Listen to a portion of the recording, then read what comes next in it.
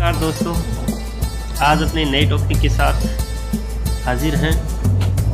शिक्षा का अधिकार अधिनियम 2009 यानी RTE 2009। इसमें से तथ्यात्मक प्रश्न है वो ज़्यादातर पूछे जाते हैं और जिस कॉम्पिटिटिव एग्जाम के अंदर ये जो टॉपिक दिया होता है उसमें से एक या दो क्वेश्चन निश्चित रूप से पूछे जाते हैं। तो इसके बारे में अपने शॉर्ट स्वीट पढ़ेंगे। 1 दिसंबर 2002 में 86वां संविधान संशोधन बालकों की शिक्षा को लेकर बना, जिसमें अनुच्छेद 21A में बालकों के लिए शिक्षा का अधिकार संबंधी प्रावधान किया गया तथा अनुच्छेद 21A में सरकार व अभिभावक के बालकों के प्रति दायित्व का उल्लेख किया गया। इस कड़ी में 20 जुलाई 2009 को राज्यसभा में प्रस्ताव पारित हुआ तथा 4 अगस्त 2009 को लोकसभा में प्रस्ताव भेजा गया।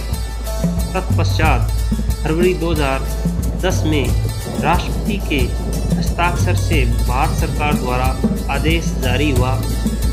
वह RTE अस्तित्व में आया।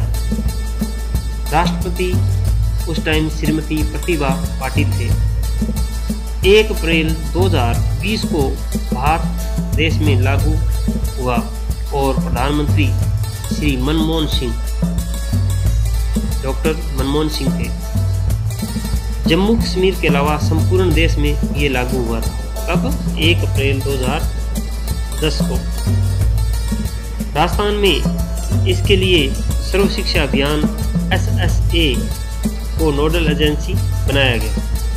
मार्च 2011 को धारा 38 का लाभ देते हुए राजस्थान सरकार ने इसमें संशोधन किया एवं निःशुल्क एवं अनिवार्य बाल शिक्षा अधिकार अधिनियम 2011 का निर्माण भी किया।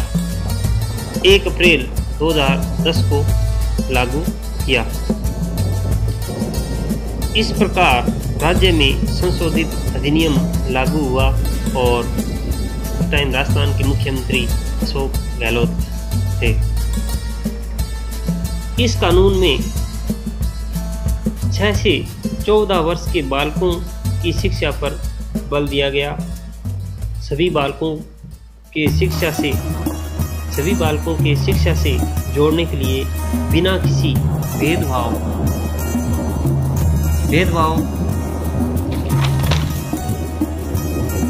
भेदभाव के शिक्षा मंच पर लाया जाए। इसके लिए प्रत्येक बालक को प्राथमिक शिक्षा 1 किलोमीटर की तथा उच्च प्राथमिक शिक्षा 3 किलोमीटर की अधिकतम दूरी पर उपलब्ध हो।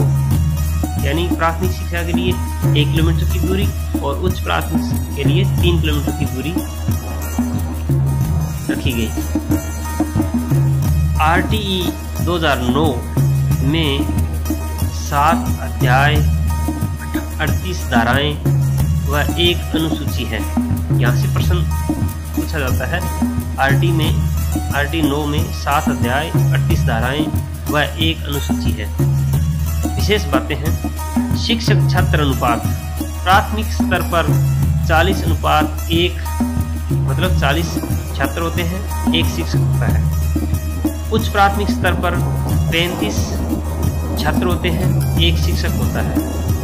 35:1 का अनुपात होता है। सत्रानुसार विद्यालय ओपनिंग डे की बात करें, प्राथमिक विद्यालय में 200 दिन एक सत्र में और उच्च प्राथमिक विद्यालय में 220 दिन एक सत्र में रखे गए हैं।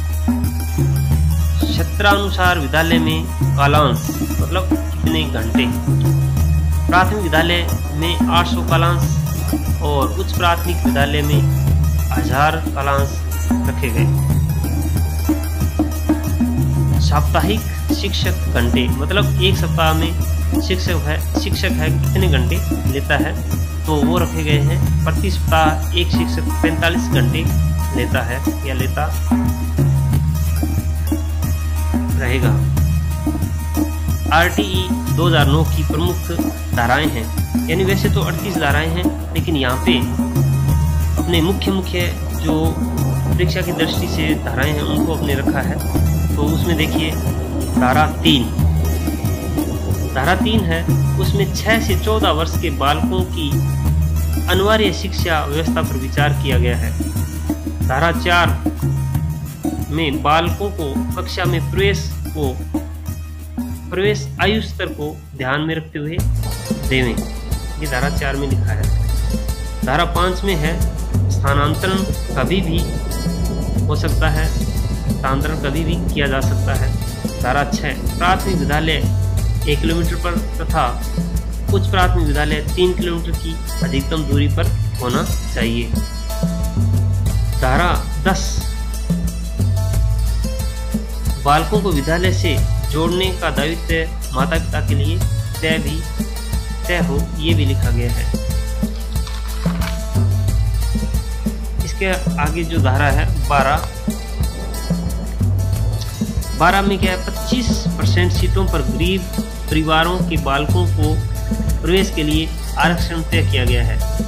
धारा 13 के अंदर प्राइवेट स्कूल में लिए जाने वाले डोनेशन एवं अन्य प्रकार की अव्यवहारिक शुल्क पर पाबंदी का एक तरह से पाबंदी का ये किया गया है। धारा 17 के अंदर क्या है, बालक को शारीरिक व मानसिक दंड पर पाबंदी रखी गई है कि वे अपने शारीरिक दंड या मानसिक दंड नहीं दे सकते।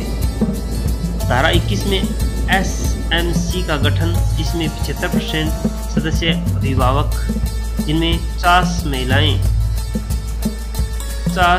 महिलाएं व 25% पर अन्य गणमान्य नागरिक हों।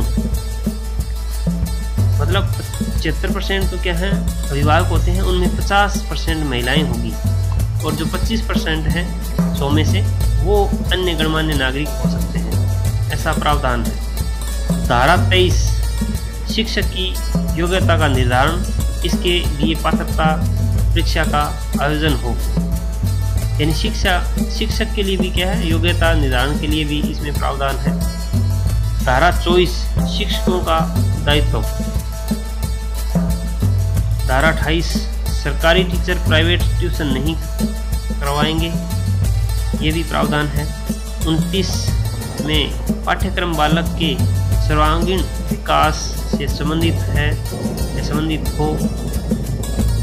धारा 30 8वीं बोर्ड की अनिवार्यता खत्म हो, मतलब 8वीं बोर्ड जो है वो उसको खत्म किया जाए, ये भी प्रावधान है। धारा 38 में कानून में राज्यों को संशोधन करने का अधिकार है, मतलब शिक्षा के क्षेत्र में जो राज्य हैं वो संशोधन करने का अधिकार भी रखते हैं, ये प्रावधान धारा 38 में रखा गया है। इस तरह से ये RTE जो अधिकार अधिनियम है वो 2009 में बना था और इसमें से तथ्यात्मक प्रश्न है या जो फैक्ट वाले प्रश्न होते हैं वो पूछे जाते हैं। तो मैं समझता हूँ कि जितने भी प्रश्न हैं इसमें जो बनते हैं वो मैंने इस नोट्स के द्वारा आपको अवेलेबल करवा दिए हैं और आप इसको एक दो बार जरूर देखें। Thank you.